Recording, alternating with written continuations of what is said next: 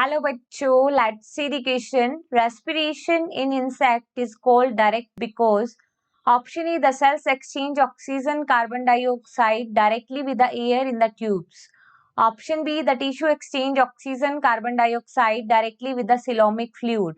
Option C, the tissue exchange oxygen carbon dioxide directly with the air outside through body surface.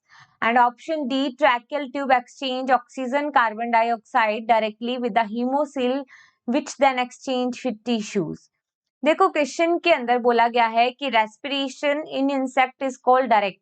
तो देखो insect के अंदर जो respiration होता है उसके लिए जो रेस्पिरेटरी स्ट्रक्चर्स प्रेजेंट होती है that is the tracheal tube network.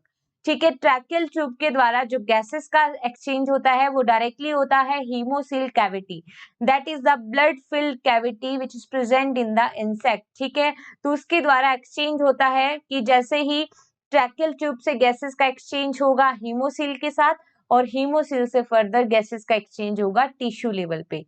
ठीक है, तो देखो ऑप्शन ए में लिखा है the cells exchange oxygen. No, cells exchange नहीं करेंगी, that is exchange occur by tracheal tubes.